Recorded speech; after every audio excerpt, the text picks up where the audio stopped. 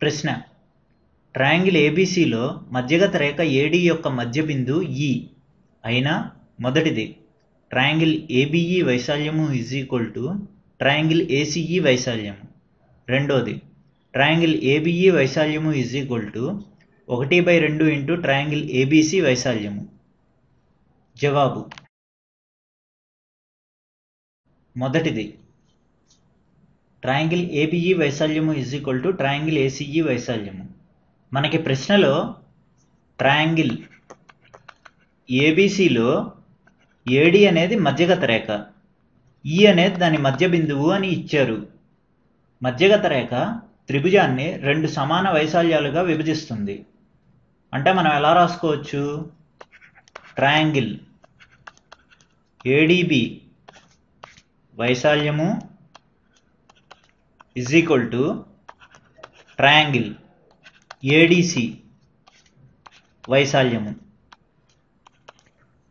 ఇది అవుతుంది. దీన్ని ఈక్వేషన్ 1 అనుకుందాము. ఇప్పుడు ట్రయాంగిల్ ఈబీసీని తీసుకుందాము. ఇది ట్రయాంగిల్ ఈబీసీ. దీనిలో ఈడీ అనేది మధ్యగత రేఖ అవుతుంది. మధ్యగత రేఖ త్రిభుజాన్ని 2 సమాన వైశాల్యాలుగా విభజిస్తుంది. అంటే మనం ఎలా రాసుకోవచ్చు? ఇప్పుడు ట్రయాంగిల్ ఈడీబీ వైశాల్యము ట్రయాంగిల్ ఈడీసీ వైశాల్యము. ఇలా రాసుకోవచ్చు. దీన్ని ఈక్వేషన్ 2 అనుకుందాము. ఇప్పుడు ఈక్వేషన్ 1 మైనస్ ఈక్వేషన్ 2 చేద్దాము. అంటే మనకు ఎలా వస్తుంది? ట్రయాంగిల్ ఏడీబీ వైశాల్యము మైనస్ ట్రయాంగిల్ ఈడీబీ వైశాల్యము ట్రయాంగిల్ ఏడీసీ వైశాల్యము మైనస్ ట్రయాంగిల్ ఈడీసీ వైశాల్యము. దీన్ని ఈక్వేషన్ 3 అనుకుందాము. ఇప్పుడు ట్రయాంగిల్ ఏడీబీని తీసుకుందాము. ఇది ట్రయాంగిల్ ఏడీబీ. ఈ ట్రయాంగిల్లో 2 ట్రయాంగిల్స్ ఉన్నాయి. అంటే ఇప్పుడు మనం ఎలా రాసుకోవచ్చు అంటే triangle ADB triangle ABE plus triangle EDB. ఇలా రాసుకోవచ్చు. ఈ ట్రయాంగిల్ ఈడీబీని అవతలే తీసుకెళ్తే ప్లస్ కాస్త మైనస్ అవుతుంది. అంటే మనకి ఎలా వస్తుంది? Triangle ABE triangle ADB minus triangle EDB. దీన్ని ఈక్వేషన్ 4 అనుకుందాం. అలాగే ఇప్పుడు ట్రయాంగిల్ ఏడీసీని తీసుకుందాము. ఇది ట్రయాంగిల్ ఏడీసీ. Triangle ADC. ఇప్పుడు ఈ ట్రయాంగిల్ ఏడీసీలో 2 ట్రయాంగిల్స్ ఉన్నాయి. అంటే మనం ఎలా రాసుకోవచ్చు అంటే triangle ADC triangle ACE plus triangle EDC. ఈ ప్లస్ ట్రయాంగిల్ ఈడీసీని అవతలి తీసుకెళ్తే మైనస్ ట్రయాంగిల్ ఈడీసీ అవుతుంది. అంటే మనం ఎలా రాసుకోవచ్చు అంటే triangle ACE triangle ADC minus triangle EDC. దీన్ని ఈక్వేషన్ 5 అనుకుందాం.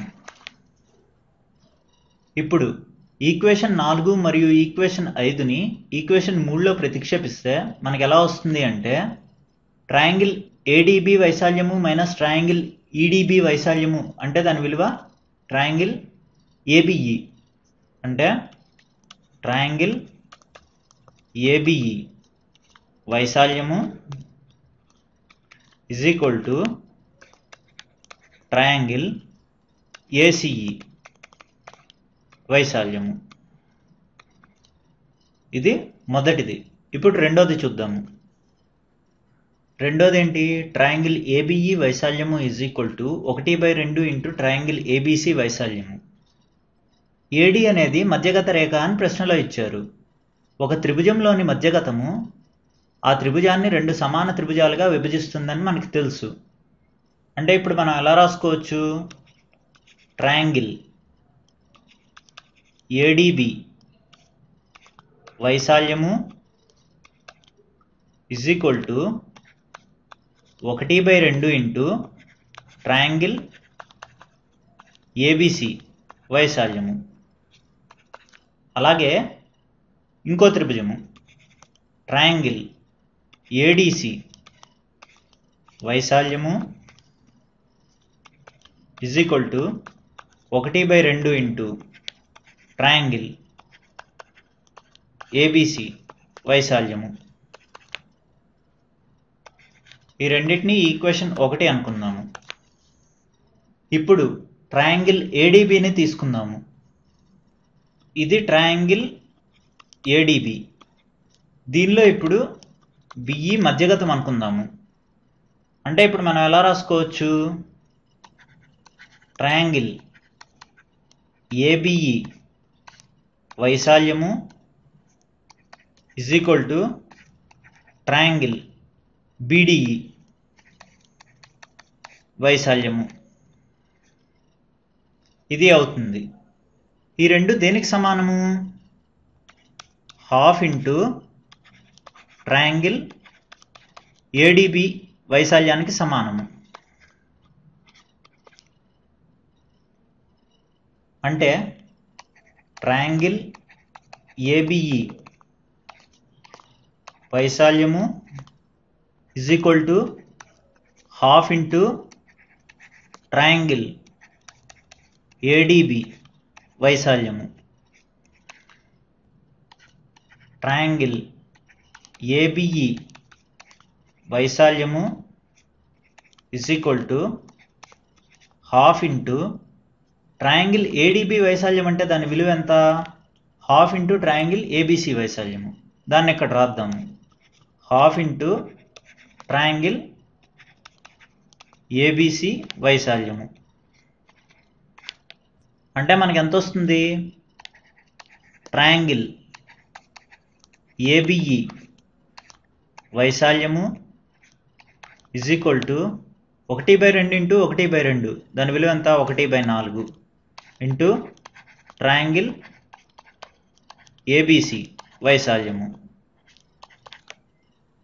ఇదే మనకు కావాల్సిన జవాబు.